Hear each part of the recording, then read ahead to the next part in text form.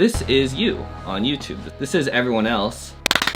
Hey everyone, it's Eric Wen. Hope you guys are having a fantastic day. Today I wanted to share with you an excerpt from last week's live stream. For those of you who missed it, we talked a little bit together about the push and pulls of being a YouTube creator, trying to find something that's the right fit for you, but also the right fit for your audience. And in this example, we used fish as this fun, goofy analogy to hopefully make things clear. Last week on the community tab, I asked you guys whether you wanted more specific help on how to find more ingredients for your YouTube smoothie, or whether you are more interested in how to build your YouTube niche hierarchy. How to combo who you are with something that fits, succeeds, thrives on this platform. Over 70% of you asked for help with the latter, and so behind the scenes I have been putting in a lot of hours, a lot of time, a lot of thought into preparing a mini series that's going to launch next week. If you guys haven't already subscribed, told your creator friends about this channel, this is definitely the time you want to hop on that, because this series, I haven't seen content like this on this platform before. It's going to be a deep dive, it's going to be very specific, but it's also going to be incredibly helpful and an opportunity to unlock new things with your channel that you might not have thought of before. Okay, enough talking. Enjoy the clip. I'll see you guys at the end of the video. Okay, so this is YouTube. This huge playground, and it's not just 2D, it's 3D. There's so much going on. There's so many different ecosystems, and this is you on YouTube, this little fish thing. You're happy like swimming around. It feels really great to be free. You love exploring, you love expressing yourself, and your hopes and dreams are that people are going to come follow you, that you can be a leader of a school of fish. That's like everyone's ultimate dream. The problem is that on YouTube, it's crowded. This is everyone else, and it's actually more. There's like millions, bazillions of fish on here, and all you want to do is get people to follow you around, but it's just completely unrealistic that you can swim around and do whatever the heck you want. It feels awesome for you as the fish, but it just, realistically, are any of these fish gonna follow you? Probably not. Maybe, temporarily, but not the best way to get things done. Everyone thinks that they are like this, but in reality, you're like this. That doesn't mean you're not valuable, but realistically, in the ocean of what's going on, it makes sense that not everyone is seeing you. So we're gonna take off all the fish because it's distracting. I'm plankton, not even fish yet. My content is the solid waste that floats to the bottom. So become a shark and eat them all. No. I wanna be a seahorse, yes. So the more that you explore on YouTube, they talk about this thing that's called, giving value, right? To represent that, we're gonna have these little like dots basically on the screen, these yellow dots, and these are like the universal truths of the world, and or cool perspectives that you have, cool things that you can give access to. So this is where you need to build some boundaries. The goal is for your audience to be swimming around and randomly get inside your boundary and bounce around in your little area, bounce around on your channel, and be running into this value along the way, finding it by accident. Whenever I hang out with this blue fish, I run into this boundary and I just get all this value. Isn't that so awesome? That's the goal here, right? That's cool in terms of an aspiration of what we should be doing. Practically, it's very hard. It takes time to find ingredients for your boundary, right? So in the beginning, your boundary doesn't look like that. It looks like this. And you're just working through building these skills that you have. You're swimming around in this in the green stuff, finding material for these boundaries, like frantically, oh, should I get this camera? Oh, should I, like, how do I figure out how to talk on camera? Whatever. You're trying to grow your boundary that's gonna get people to engage and find this value. I figured out how to talk on camera. I figured out how to have a nice camera. I figured out how to have a nice thumbnail. That's great. That's a little bit of your boundary.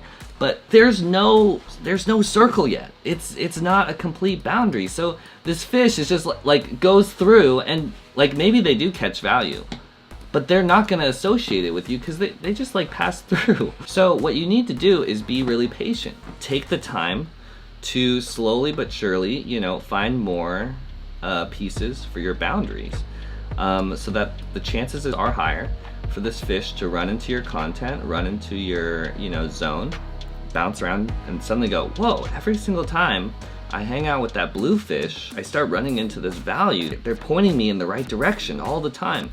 But it takes a while for you to get enough ingredients to get them to stay in your zone. And when I say it takes a while, years. It could take months. It takes talking to the right people. It takes asking yourself the right questions. It takes recognizing that, you're not there yet. Are you our blue fish? Yeah. Here's the other blind spot. You as a fish need room to swim around as well. But what some of us do is we go, okay, we know how to make this much material. You know what we're gonna do? We're gonna make our thing super small. Some of you guys have talked to me about the niches that you've created for yourself, and it's honestly like, I make videos about this specific gaming chair, and that's it. Your boundary that you made for yourself is tiny. Yes, the fish is gonna come in and interact with all that value that you've concentrated them on, right? There's no way that they're gonna go into your boundary and not run into value. So they're gonna like that. But the problem is that you as the fish don't have any room to swim around. And now you're not the blue fish, you're this dead fish in the circle. And people, you can try putting, great skin on it. You can try working the camera a little bit, entertaining people, whatever. But after a while, if people can sense that you don't like what you're doing. And after a while, it starts to smell. It starts to stink. Yeah, people will run into your bubble and get that value, but they don't want to hang out with a dead, smelly fish. Others of you have it where it's not a small boundary, it's a super large boundary. I want to do personal development videos. I want to help people be more creative. I want to help encourage people. I want to help inspire people. Okay, that's great. But your bubble is so broad that the fish are just gonna fly right through. And even if they get value, they're not going to associate it with you. So this happened literally with my own channel. Where I was talking about thoughtful stuff about self-awareness, but one week it was about fear of rejection, one week it was about, loss of a loved one, one week it was talking about listening to your feelings, one week it was talking about getting out there and doing it. I would say that the videos were good and compelling and valuable and entertaining, but every time that this fish came to my channel before, they didn't know what to expect. They didn't know whether they were gonna get a video about breakups or growing old or fear of rejection or what. They had no idea. And so either they were confused and didn't associate that value with me, or they were like, I can hang out in this boundary, but I don't know when I'm going to run into those yellow dots. It's not consistent enough. It's not regular enough for me to know.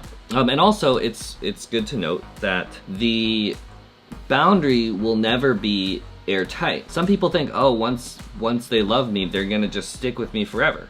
No, that's not how it works. It's not realistic to expect people to be trapped in your bubble.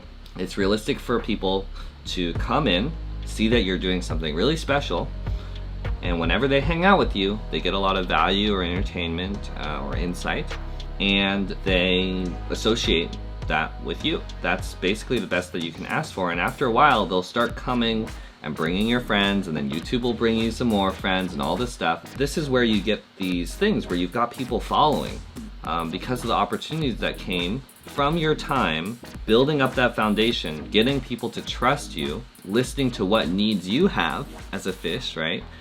And slowly but surely you build an audience of people that engage with you or relate to you or trust you, respect you, admire you, all that sort of stuff. This analogy is simple and silly and fun, meant to entertain, but it speaks to some challenges that are very real with your YouTube channel. Have patience when you're finding ingredients for your YouTube channel. Know that it's okay that you don't have a growing, exploding audience on YouTube right now. And also figure out what size boundary makes sense for you. What are your goals? What are your needs? What's too specific? What's too broad? In this series that's launching next week, I'm sharing real calls, real conversations with creators like you, showing step by step what it looks like, what it takes to build a boundary that you're excited about, that's the right fit for you, but that also has what it takes to succeed on this platform.